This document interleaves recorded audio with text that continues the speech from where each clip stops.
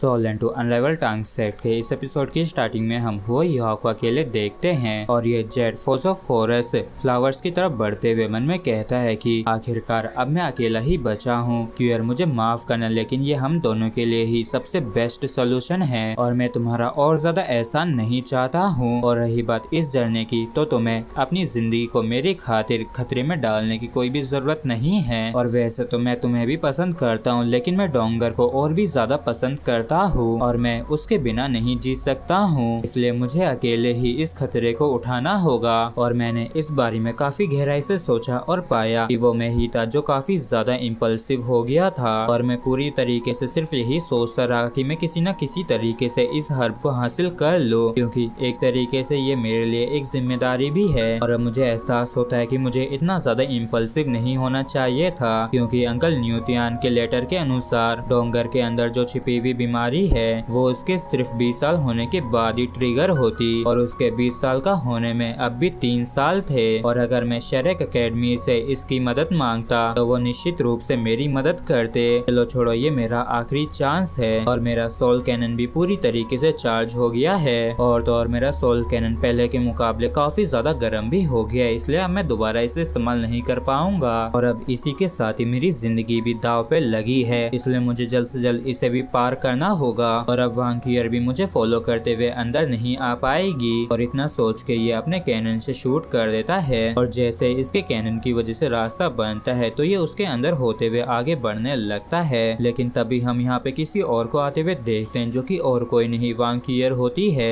और ये युहा के पीछे आते हुए चिल्लाते हुए कहती है कि युहा जहाँ हो वहीं पे रुक जाओ। और वांकियर को देख के युहा चौंक जाता है और ये कहता है कि युहा आखिर तुम मुझे दोबारा से क्यों फॉलो करने लगी हो। तो वांकियर कहती है कि जैसा तुम सोचते हो मैं उतनी भी फत्तर दिल की नहीं हूँ और न ही मैं गैर जिम्मेदार लड़की हूँ। और अगर मैंने कहा है कि मैं तुम्हारा इस सफर पे साथ दूंगी तो फिर मैं तुम्हारा अंत तक साथ दूंगी, फिर मुझे चाहे कुछ भी क्यों ना करना पड़े। तो यह भी खुशी खुशी इसके लिए मान जाता है और फिर ये वांकियर के हाथ को थाम लेता है और ये कहता है कि वांकियर दोबारा से तुम्हारा बहुत बहुत धन्यवाद। और फिर ये दोनों एक बार ही और वापिस से उन Z force of forest flowers के पास आ जाते हैं और यह ने जो पानी को स्टोर करके रखा था उसे ये बाहर निकाल के जमाते हुए कहता है कि जैसा कि तुमने पहले कहा था कि ये Z force of forest flower जो कि 7 एब्सोल्यूट्स में से एक है, ये आइस से डरते हैं। तो फिर चलो इसे आजमा के देखते हैं। और फिर यह इस बर्फ के गोले को आगे उन फ्लावर्स के बीच में फेंक देता है और जैसे ही वो आइस बॉल उन फ्लावर्स के बीच में जाके गिरती है तो यह उनके ऊपर वायलेंट आइस टेक्निक को इस्तेमाल करता है, जिसकी वजह से आइस का वहाँ पे एक काफी तगड़ा ब्लास्ट होता है और इस ब्लास्ट की वजह से वहाँ पे एक काफी बड़ा गड्ढा भी हो जाता है, जिसकी वजह से ये प्लांट्स बस थोड़े से ही हिलते हैं। और इस चीज को देख के यह परेशान होते हुए मन में कहता है कि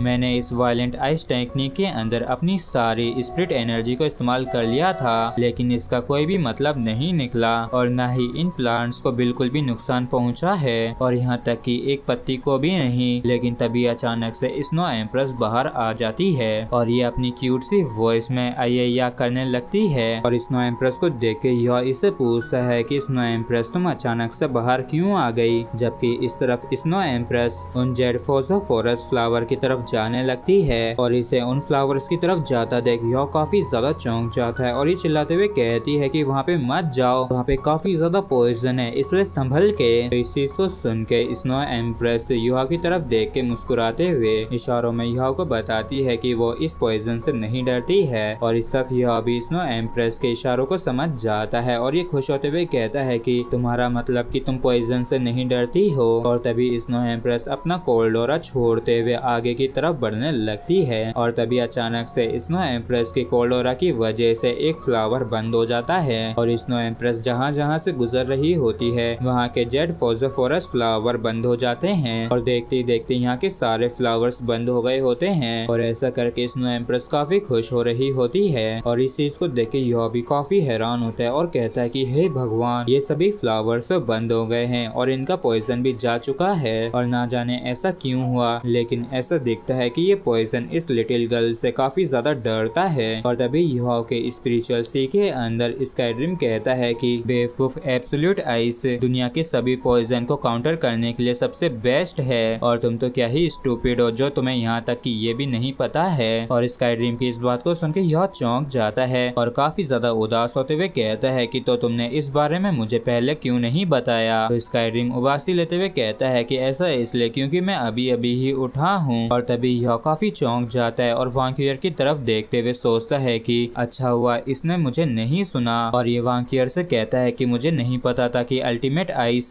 किसी भी पॉइजन को काउंटर कर सकती है। और अब कोई हैरानी नहीं है कि अंकल न्यूटियन ने क्यों मुझे ही ये मिशन करने के लिए दिया। और इस तरफ वांकियर स्नो एम्प्रेस को देखते हुए कहती है कि ये तो वाकई में काफी ज्यादा क्यूट है। तो यह कहता है कि तो फिर चलो वापिस से आगे बढ़ना शुरू करते हैं। और थोड़ी देर सफर करने के बाद ये दोनों एक जगह पे आ जाते हैं जहाँ पे यह कहता है कि आखिरकार हम यहाँ पे आ ही गए और ये वैली ही वो आखिरी जगह है जिसका जिक्र मैप के अंदर हो रखा है। और ये फॉग इतना ज्यादा थिक है कि जिसकी वजह से मैं कुछ भी नहीं देख पा रहा हूँ। लेकिन लकीली इस फॉरेस्ट के अंदर सिर्फ प्लांट टाइप सोल बीस्ट ही हैं और कम से कम इस थिक फॉग के अंदर मुझे कुछ महसूस तो नहीं हो रहा है। लेकिन तभी हम किसी चीज को यहाँ पे देखते हैं जिसका साइज वाकई में काफी ज्यादा बड़ा होता है और ये किसी स्नेक की तरह यूहा और वांकियर की तरफ बढ़ रहा होता है। और इसे यूहा भी देख लेता है और ये काफी ज्यादा चौंकते हुए हैरान होते हुए कहता है कि आखिर वो क्या है। और वो कुछ तो है जो कि हवा में हमारी तरफ आ रहा है और लगता है कि वो हमें नेक्स्ट एपिसोड में बताया जाएगा। और इसी के साथ फ्रेंड्स एपिसोड भी हमारा यहीं पे खत्म होता है। अगर आप लोगों को वीडियो अच्छा लगा हो तो प्लीज चैनल को सब्सक्राइब और वीडियो को लाइक करना बिल्कुल भी ना भूलें। Thank you.